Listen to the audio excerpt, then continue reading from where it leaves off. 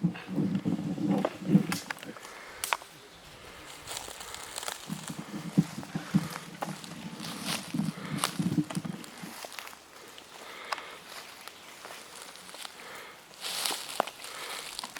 malo višji lahko še pogledam dol, če ne moram dol sloneti na mikrofonu. Upam, da se razmerno dobro slišite od zadaj. Maša, kot vidite, sem vzel današnjo praznično, danes je slovesni praznik apostola Petra in Pavla. Tudi ena izmed žrtev je bila tudi s takim imenom Pavel Lukan. In danes je njegov god.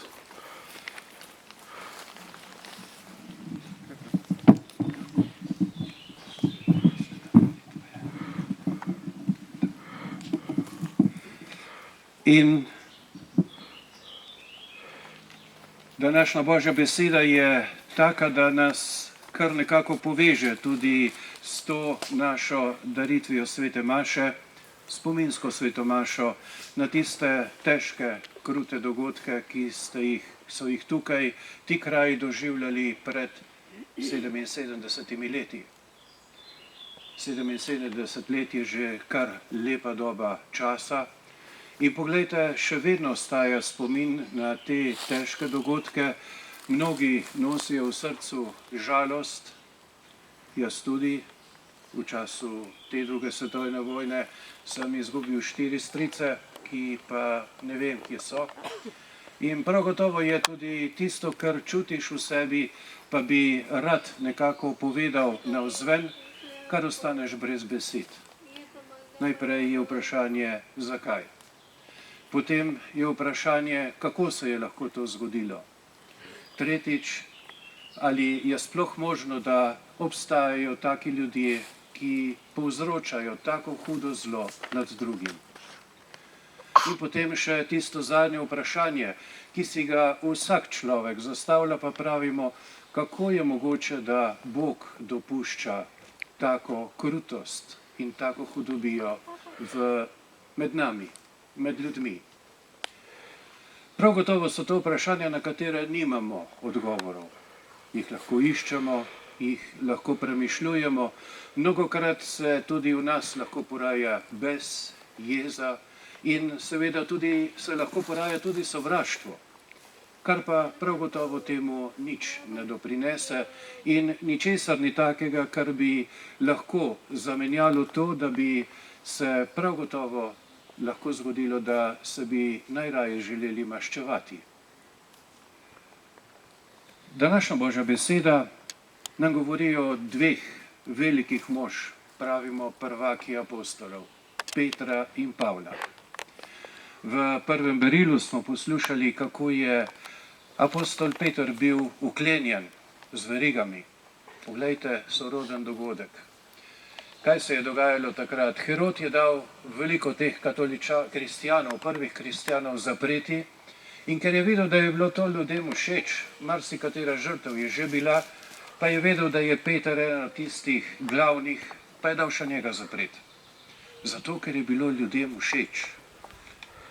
In seveda se je zgodil potem ta čudež, da je Božji angel prišel do njega in ga je rešil iz tega zapora.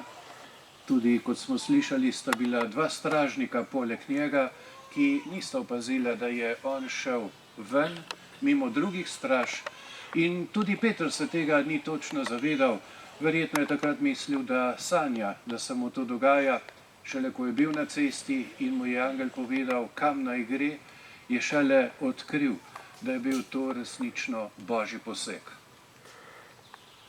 In seveda, to je prav gotovo tisto, kar je lahko tudi on sam razglabljal. Ni še prišel moj trenutek, Bog še pripravlja nekaj, kaj moram narediti in seveda to izpolniti do konca. Ta Božji načrt, ki ga ima Bog z vsakim izmed nas in ki želi, da bi ga tudi sami izpolnili do konca. In tako je Peter šel naprej in oznanjal, dokler ga niso končno le prijeli in kot vemo, so ga križali in na njegovo lastno prošnjo je rekel, ne tako kot moj odrešenik, ampak z glavo navzdol. Drugi primer, ki smo ga danes poslušali, pa je od apostola Pavla. Apostol Pavel je napisal nekako duhovno oporoko svojemu prijatelju Timoteju in mu notoj napisal, ker je že vedel, on pisal je iz Rima, ko je pričakoval, kakšna bo razsodba nad njegovo pritožbo in ko so ga sodili v Rimu, pa je že sam čutil, da se bo zgodilo tisto, kar si ni želel, da bo pač obsojen na smrt. In zato je napisal tiste znane stavke, ki smo jih danes poslušali. Najprej piše, dober boj sem dobojeval, tek dokončal, vero ohranil.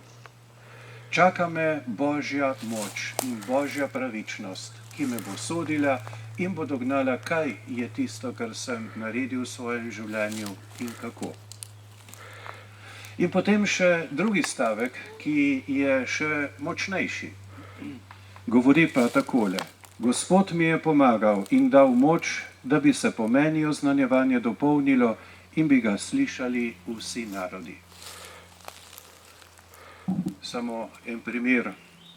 V Pavlovih apostolskih potovanj, bili so 3 in potem še pot v Rimu, je prehodil ali pa potoval z ladjo 16.500 kilometrov. Peš ali pa z ladjo. Si predstavljamo, da je to že veliko. Že z avtom je veliko. Koliko je pa to peš prehoditi toliko kilometrov? In to vse samo zaradi tega, ker je želel ponesti to Jezusovo blagovest vsem ljudem. In potem po drugi strani pomislimo še na to, s kakšnim uspehom. Velikokrat bi lahko rekli z nikakršnim. Bil je večkrat pretepen, 2-krat kamnan in potem tudi izgnan iz različnih mest, pa vendarle prav v teh krajih se je ta Jezusov evangelij in to sporočilo, ki ga je on prinašal, utrdil in zaživel. Se pravi, ni tako pomembno, kaj mi mislimo o uspehu, ampak predvsem o tem, kaj je pravzaprav tisto, kar želimo narediti in kar nam prinaša Božji blagoslov. In končno samo misel še iz te Božje besede, ki nam pa govori o pričevanju apostola Petra. Jezus sprašuje, kaj ljudje pravijo, kdo sem. Odgovori so zelo različni. Da je ponovno Janez Krstnik prišel, ki je bil že obglavljen, vsi so vedeli, da je že mrtev, drugi, da je Elija, spet tretji, da je nekdo izmed prerokov. In tako je potem končno vprašal, kaj pa vi mislite, kdo sem? In Peter je prevzel besedo v imenu vseh apostolov in je rekel, ti si Kristus, naš odrešenik. In Jezus ga je takoj blagoval in mu je rekel, nisi ti to sam dognal, ampak moj oče ti je to povedal. Moj oče ti je to razkril in ti si sedaj pričevalec. Postavil ga je za glavarja svoje cerkve. In še ena stvar je, ki je izredno močna iz tega odlomka iz Evangelija. Jezus pravi, da peklenska vrata te cerkve ne bodo premagala. To je zagotovilo, ki drži za vse večne čase. To je nekaj, kar si mi težko predstavljamo. Še prav posebno danes, v današnjem okolju, ko gledamo in opazujemo, kako se človek vedno bolj oddaljuje od Boga. Ne čuti potrebe po duhovnem življenju.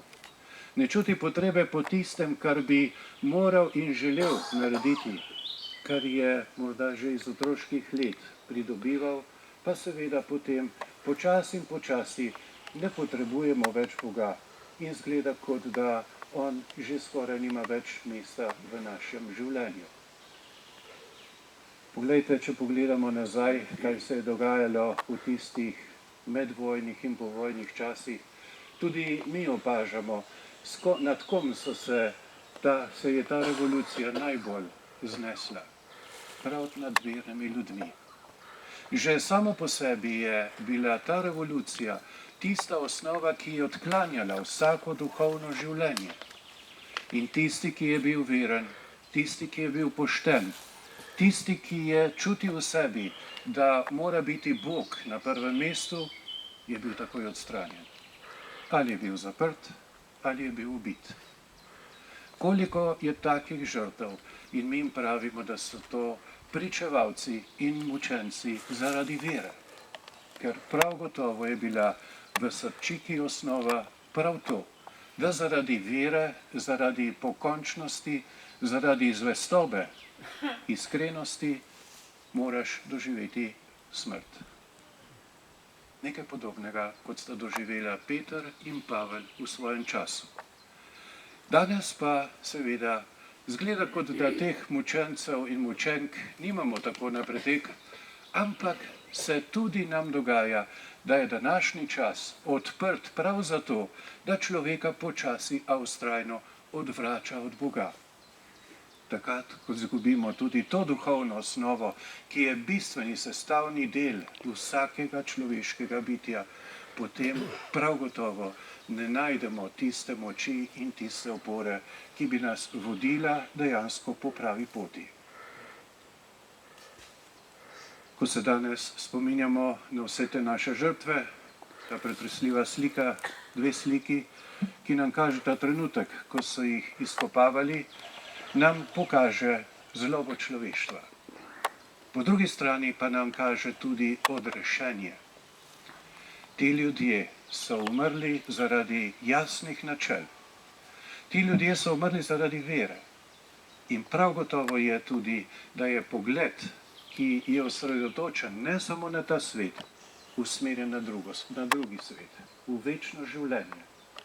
To je naše krepenenje in naše upanje.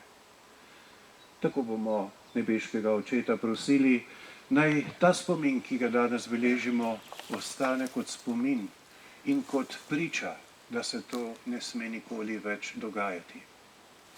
Tudi prosimo z globoko vero, s ponižnostjo nebeškega Očeta, naj nam pomaga, da bi se to nikoli več ne zgodilo in da bi mi ohranili svojo vero, tek dokončali in prišli v ta kraj, ki nam je obljubljen v večno življenje. Amen.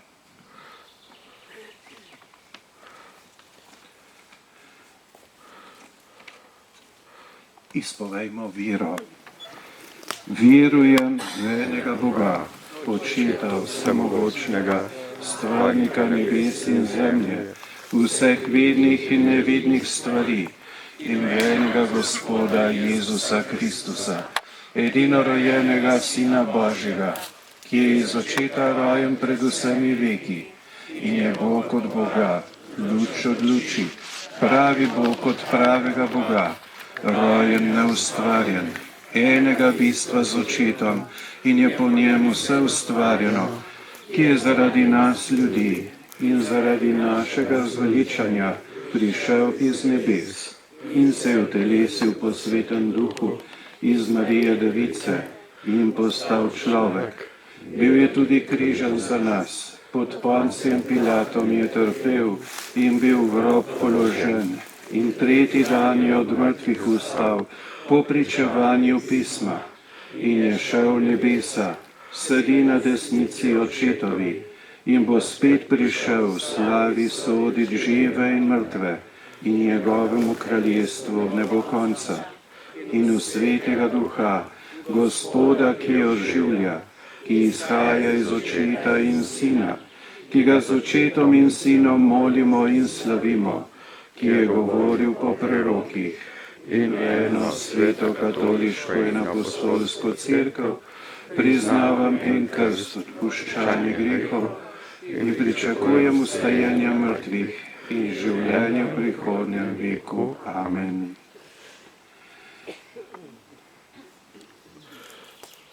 Bratje in sestre, v skupnih prošnjah ne molimo samo zase in za svoje osebne zadeve, temveč prosimo tudi Kristusa Gospoda za potrebe vsega našega ljudstva. Zato mu zaupanjem prosimo.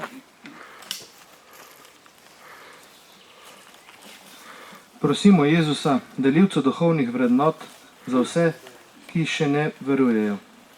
Prosimo te, usliši nas.